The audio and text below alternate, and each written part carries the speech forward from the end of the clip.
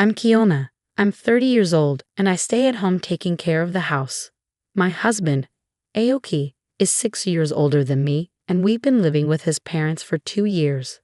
Aoki's parents, Robert and Barbara, are both in their 60s, and they're healthy and full of energy. Barbara, Aoki's mom, really likes going out and having fun. Since I moved in, I've noticed she hardly ever does any chores around the house. Even though she doesn't work outside the home, she doesn't do much inside either. She used to be a stay-at-home mom, but now she leaves most of the housework to me. Sometimes she'll tell me to go have fun while she stays home, but then she'll complain if things aren't done when she comes back. I've been dealing with this situation, trying my best to not get too frustrated. Whenever I try to explain to my mother-in-law that I might not finish everything before she leaves, she brushes it off. She says it's normal to do a lot of chores and criticizes my generation for not being able to handle it, wishing I could be more like Aoki. It's not just the remarks that bother me. Barbara constantly praises Aoki, especially because he works for a big company, which she's really proud of. She often says things like, "Aoki works so hard, but his wife isn't doing well." It's like her favorite phrase, and Aoki doesn't defend me. During dinner, Barbara starts complaining about me, and Aoki just responds with a simple, "Oh really?" showing little interest. When I first met Aoki, I thought he was mature because he was older, but things have changed. It feels like he sees me only as a maid. Even when I'm working late into the night, he doesn't say anything to me. Instead, he tosses laundry at me, aiming for my face, and says, "Here, do this too." I regret marrying someone like him. Since we got married, he's changed a lot. On our first anniversary, he bought a cake but then threw a pie in my face and laughed. You wouldn't think he's a grown man. But there's one bright spot in my life, and that's my father-in-law, Robert. He's really calm and always asks if I need help with anything. He's the only one who treats me kindly in this house. Since I quit my job when I got married, he's the only person I can really talk to. I've grown to love Robert like a real father. But Robert works during the day, so he's not home much. That means I'm often alone with Barbara. When I talk to Robert, Barbara doesn't say anything, but I can tell she doesn't like it, and her attitude towards me has gotten worse. She started accusing me of making eyes at my father-in-law just because Aoki ignores me. She'd say these things when Robert couldn't hear. I tried to defend myself, saying it wasn't true, but she just brushed it off. "Did I touch a nerve?" she'd say, acting like I was overreacting. No matter what I said, she always had a snarky comeback. Our talks never really connected. I talked to Aoki about it, hoping he'd understand it was just Barbara's imagination. But he just laughed it off. "So now you're into older men too," he joked. It was clear nothing would change. I didn't expect him to help with chores or stop Barbara's teasing, but I never thought he'd say something like that. It was a big shock. I started feeling like I didn't belong in that house. One summer day, Barbara mentioned planning a family trip for Aoki's summer break. At first, I thought it was just her usual desire to go out, but then she surprised me by asking if I wanted to come along. I didn't expect to be invited. I thought they would go without me. When I hesitated, Barbara seemed suspicious and asked if I didn't want to go. I felt uneasy about her sudden invitation. What did she want by including me? I was unsure, but I didn't know how she would react if I said no. That night, Aoki asked me again if I was going on the trip. I replied that I was invited. His response was unexpected. He burst out laughing for some reason. "What's so funny?" I asked, feeling uneasy. Aoki just brushed it off, saying it was nothing. On the day of the trip, we set off with Aoki driving. Robert couldn't join us right away due to work, so it was just the three of us in the car. Aoki driving, Barbara in the passenger seat, and me in the back. I couldn't see their faces clearly, which made me even more anxious.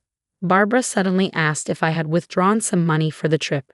I confirmed that I had taken out a few $100s. She seemed pleased at this, which struck me as odd. After driving for a while, I noticed we had passed the inn we were supposed to stay at. "Did we just pass the inn?" I asked.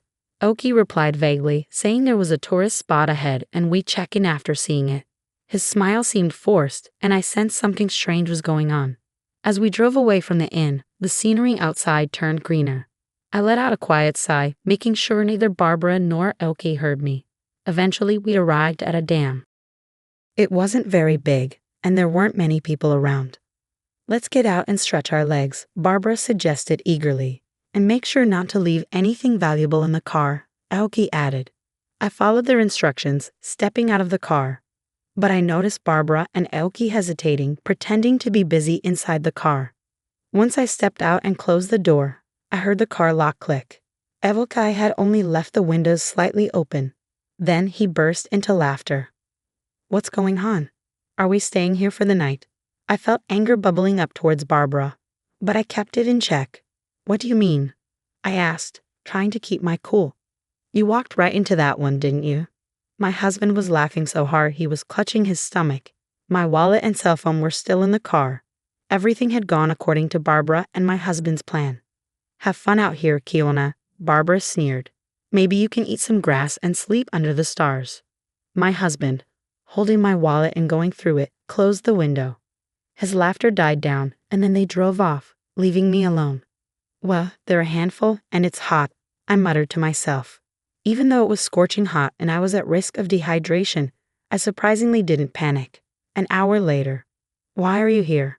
My husband was stunned to see me in the lobby of the inn where we were supposed to stay. Are you a ghost? Did something happen at the dam? He asked, looking bewildered. Barbara looked like she was about to pass out. I considered teasing them by pretending to be a ghost but decided against it. I'm not a ghost and I'm staying here tonight, I told them, showing them the key to my room. I had already left my luggage there. My husband couldn't grasp the situation and started to get agitated. He thought I had taken the key to their room without permission. What are you doing? Give it back, he demanded, trying to grab the key from me roughly. Just then, a man appeared and grabbed my husband's hand. Sir, please refrain from causing a disturbance here, the man said firmly. He was about the same age as Robert, but he had a strong build and was taller, making him seem more dependable than my middle-aged, slightly overweight husband. Who are you? Are you staff here? You can't just interfere with a guest like this. I'll sue you for assault. Barbara yelled at the man who had intervened. I apologize for not introducing myself earlier. I am the owner of this inn, the man replied calmly. Hearing this, my husband quickly let go of my hand. I recognized the owner. Back when I was in college, I had visited this area with my friends during summer vacation. It was scorching hot that day, and we got lost on our way to our accommodation. Eventually, we stumbled upon a girl collapsed on the side of the road. That girl was Mary, the owner's daughter. We called an ambulance and stayed with her until help arrived. The next day, the owner visited us at the inn where we were staying and thanked us profusely. He said, "You saved my daughter's life. Thank you so much." He also offered, "We own this inn too, so next time you're in the area, please stay with us. You won't have to pay." Since then, my family and I have visited the inn several times, so I knew the owner well. As he reprimanded my husband and Barbara, he remained polite, but I could sense his underlying anger. In fact, both the owner and I were aware of Barbara and my husband's scheme from the beginning. I had caught wind of their plan 2 weeks ago. Feeling suspicious about their sudden invitation for a trip, I decided to set up a voice recorder in the living room. I targeted times when my husband and Barbara were alone, like when I was taking a bath or doing laundry, and their plan came to light. I know, let's ditch Kiona somewhere. It would be hilarious. How about here? There's a gym about an hour's drive from the inn. When I heard their conversation, I was shocked. I immediately called the inn and told the owner everything about the situation I was in and what they were planning. The owner was furious. He himself had once experienced his daughter collapsing in the heat, so he was even more upset. Knowing the situation beforehand, the owner arranged for my pickup today. After my husband and Barbara's car left, he had me ride in the inn show. By the way, the driver turned out to be Mary from that incident years ago. I got my license. Let's go for a drive, she said excitedly. Right now? I asked, surprised. Oh, that's great, I replied. We chatted happily, bought some local specialty ice cream on the way, and arrived at the inn. Even though I knew about the plan and that a pickup was coming, I was still worried for Mary. But she knew the area like the back of her hand. So we arrived at the inn several tens of minutes earlier than my husband and Barbara. You mentioned suing earlier, ma'am, the owner said, looking at Barbara sternly. Yes, I did. It's outrageous to be accused of the opposite, Barbara retorted. I'm sorry, but you're not our guests, the owner replied firmly. What? Don't mess with us. My husband and Barbara both lost their temper. Your and your mother's reservations have been canceled, the owner stated plainly. I added you. Who do you think you are? My husband was on the verge of losing his temper again, but the owner restrained him. Kiana did nothing wrong. We, the inn, canceled your reservations, the owner explained calmly. What do you mean? My husband demanded. If you leave a woman alone at a dam in the mountains after stealing her wallet, wouldn't you be committing a crime? We can't allow such people to stay at our inn. We also called the police. My husband and mother-in-law became even more furious at this revelation. This is no joke. Don't think you can get away with this. I work at our company, my husband protested. This little inn in the mountains. Just then, Robert arrived. Hey, what's going on here? Sensing the tension, Robert looked around and asked for an explanation. Barbara and my husband appealed to Robert, saying the inn staff were rude and they wanted to stay elsewhere. But when Robert heard what had happened, he was furious. You idiots. It was the first time I had seen Robert yell. How embarrassing. I can't believe we're from the same family. You two, get out of here now. My husband and mother-in-law were stunned by Robert's outburst. Where to? Another inn, they asked. But Robert was firm. Wait a minute, that's not possible, Dad, my husband said with a wry smile. But Robert was resolute. You're disowned. Get out. No, don't make me say it again. He pushed my husband away. Then the police arrived and my husband and Barbara turned pale. The owner and I explained the situation to the officer, and I played back the recorded conversation. My husband and Barbara started crying. But Robert intervened. Quiet down, you're disturbing the inn. Officer, please take them away. It's not like that, officer. We didn't think it would be such a big deal. It was just a prank. My husband tried to explain, but the officer's expression changed. A prank? Are you serious? Don't you realize that your little joke could have put someone's life at risk, especially your own wife's? They were scolded harshly. Though they weren't arrested due to it being a family matter, Barbara and my husband looked pale throughout the ordeal. This isn't over. Kirana's feelings will determine your future. Understand. With those final words, my husband and Barbara, still pale, went home. Robert seemed apologetic the entire time. He kept saying, I'm really sorry.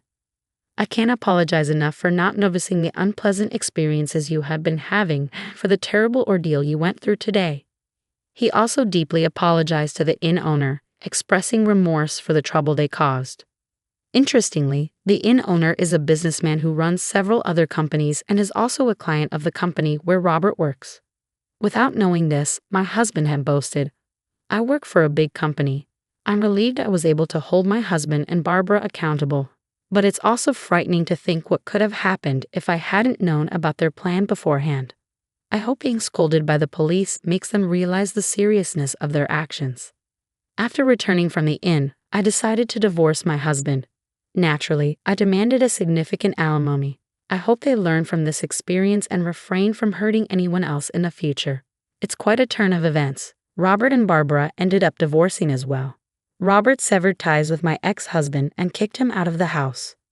Due to the incident, my ex-husband was advised to resign from his job.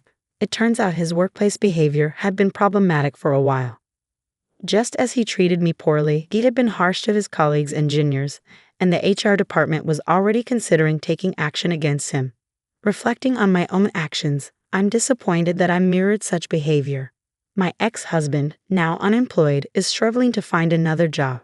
Despite his age, he lacks a solid track record for managerial positions from his previous company, and he struggles to explain why he left. Barbara was also kicked out by Robert and has sought refuge with relatives at her parents' home. However, there are concerns about her spending habits and love for travel. Her relatives fear she might drain their savings if she moves in with them. It might be wise for her to consider finding a part-time job, especially since she's still in good health. So I moved out of my in-laws' house and now live nearby by myself. I'm still friends with Robert, and sometimes I ask him for advice about work issues. Before this, I used to take care of the house and kids, but now I'm starting a new chapter in my life. When I was looking for a job, the owner of a company approached me and asked if I'd like to work for them. He was really concerned about how things were going for me. It seemed like he wanted to find a job for me in his company. I happily agreed to join. I felt really thankful for his kindness. I expressed my gratitude, but he insisted that they were the ones who should be grateful. It felt like I had already returned the favor from before, and now I needed to give something back. The company he recommended me to is well known and treats its employees well. It was a pleasant surprise. Interestingly, it's in the same industry that my ex-husband used to brag about, but this company is much bigger. Everyone there is friendly, and I'm enjoying my days much more now than when I was dealing with marital problems.